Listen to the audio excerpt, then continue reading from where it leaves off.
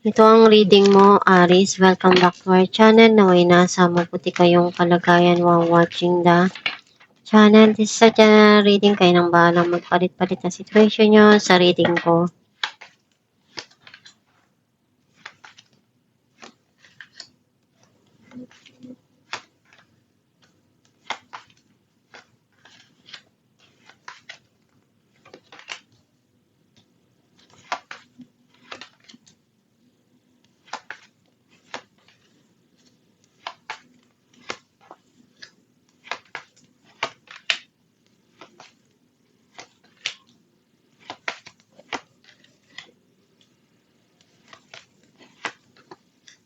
At the bottom of the deck, Ace of Wands. I feel like ang sense ko na energy mo, gusto mong gumawa ng hakbang para sa ikaw unlad ng passion mo o ng karir mo. Some of you, iniisip mong magsimula dito at pasukin ko ano yung pwedeng pagkakitaan. Some of you, kung ano yung opportunity na darating sa buhay mo, ikagrab mo yun. Ang mensahe ng card mo, hindi ka pa rin susuko, lalaban ka pa rin. Kahit anong mangyari, ibibigay mo lahat ng kaya mo dun sa sitwasyon at kung ano yung kailangan mong gawin, gagawin mo.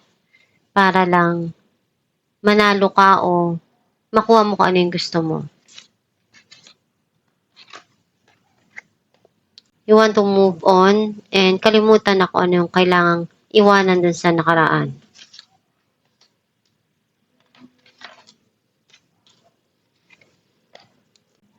Kung ano yung kaya mong baguhin sa buhay mo, gagawin mo.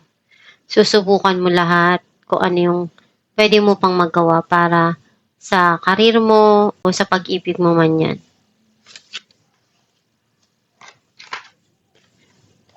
Kung ano yung pagkukulang, pupunuan mo.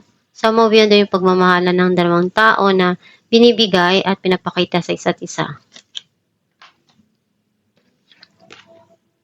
Sa back of your mind, may mga kailangan kang pag-isipan dito at ibigay na desisyon dun sa sitwasyon.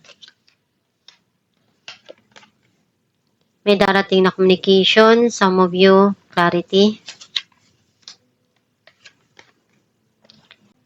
You're thinking about to invest sa relationship o sa financial, kung ano yung pwede mo pang mapalago sa financial mo, gagawin mo, o sa karir mo. Some of you, kung ano yung pwede mong ibigay na effort dun sa mga mahal mo sa buhay, gagawin mo.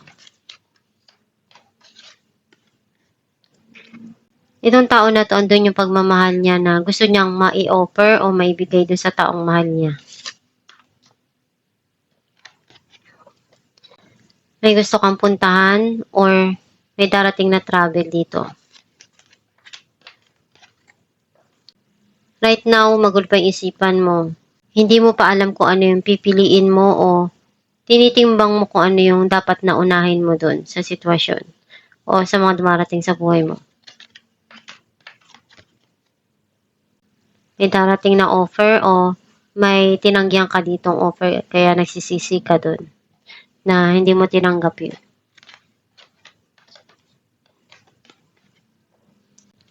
May mga bago kang plano na naiisip ngayon na pwedeng makatulong dun sa sitwasyon mo o dun sa mga pangarap mo. Clarify natin ang 5 of Swords.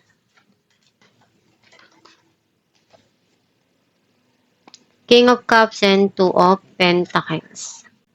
Right now, itong tao na to, urong-sulong siya sa mga desisyon niya o hindi pa siya handa na mag-desisyon right now. Magulo pa yung isipan niya. Clarify natin ang 6 of Swords.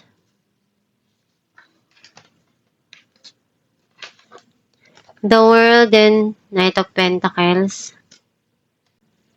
Unti-unti nang mag-heal yung financial mo and meron ka ditong minamanifest na gusto mong mabago sa buhay mo. Clarify natin ang The Magician. Knight of Wands and 7 of Swords. Meron ditong pagsisinungaling o cheating, some of you. You're taking a risk kung ano yung pwede mo pang itry dito para mapaganda yung buhay mo o yung sitwasyon. Clarify natin ang Two of Cups.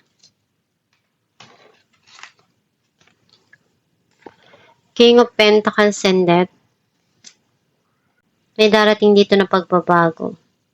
Either sa financial mo o sa relasyon. Clarify natin ang The Moon. Six of Swords and Nine of Wands. Hindi ka magpapatalo sa mga darating sa buhay mo.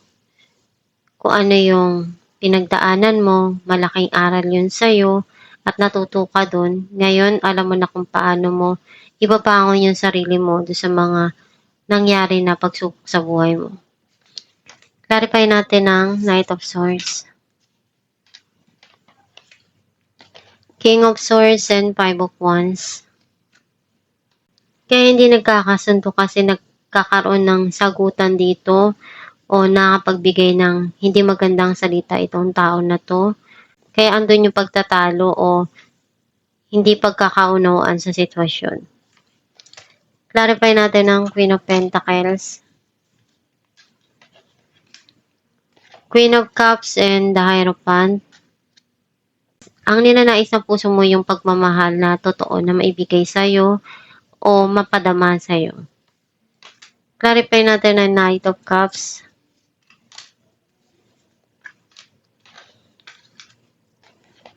Two of Wands and Four of Swords. Hindi nakakapag-usap ng maayos, kaya hindi magkaunawaan dahil nasa malayo o long distance yung relationship. Clarify natin ang Three of Wands. Four of Cups and the Hermit.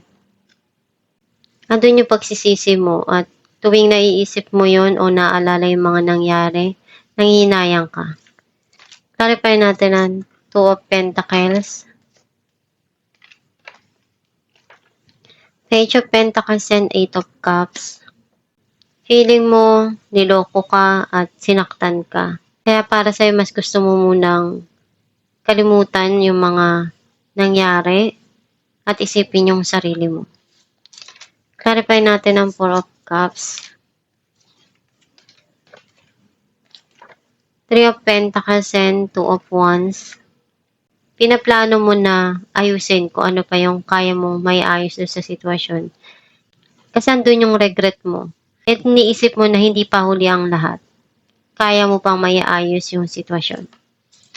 Clarify natin ang Ace of Swords. Eight of Wands and Eight of Wands. Andun yung communication either sa text or chat. Some of you, magkakaroon ng linaw yung sitwasyon and magkakaroon ng pag-aayos dito. Alamin natin kung naman sa'yo ng yung gabay.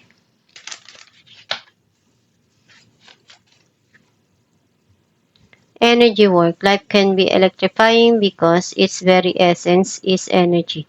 Your body is a remarkable energy field that will positively respond to loving treatments. Your hands and heart are activated to give healing energy to your loved ones and clients. Ang mensahe ng iyong gabay na kapag ginamit mo yung energy mo sa tamang paraan at kung ano ina-attract mo na positibo, yun din yung darating sa'yo. Basta isipin mo lang palagi na nandiyan ang Diyos Ama sa tabi mo at ginagabayan at tinutulungan ka sa mga pinagdadaanan mo. Huwag mong isipin na nag-iisa ka lang, nandiyan palagi ang iyong gabay para tulungan ka at damayan ka. Basta magdasal ka lang palagi at pag sumikapan mong malagpasan yung mga pagsubok na dumarating sa buhay mo. At itong yung reading, Aries, kung nakaresonate ka, kindly comment down below. Thank you for watching. Guys, meron po tayong binibenta na Aram Herbal Oil na makakatulong sa sumasakit na ugat o kumakati na varicose vein sa kamay man o sa paa. Ipahid sa gabi bago matulog at i-massage. And nakakatulong din siya na mag-fade ang iyong varicose vein. Ipahid 2 times a day at i-massage araw-araw. Gawin mo ito araw-araw para mag-fade yung varicose mo. Kapag masakit yung kamay mo, pwede mo rin siyang ipahid sa gabi at i-massage mo para pagising mo sa umaga, marirelip na yung pain na naramdaman mo. Pwede kayong umorder sa Shopee or sa Facebook. Meron po tayo dong page na Star Shines. I-message nyo lang yon or mag-check out kayo sa Shopee.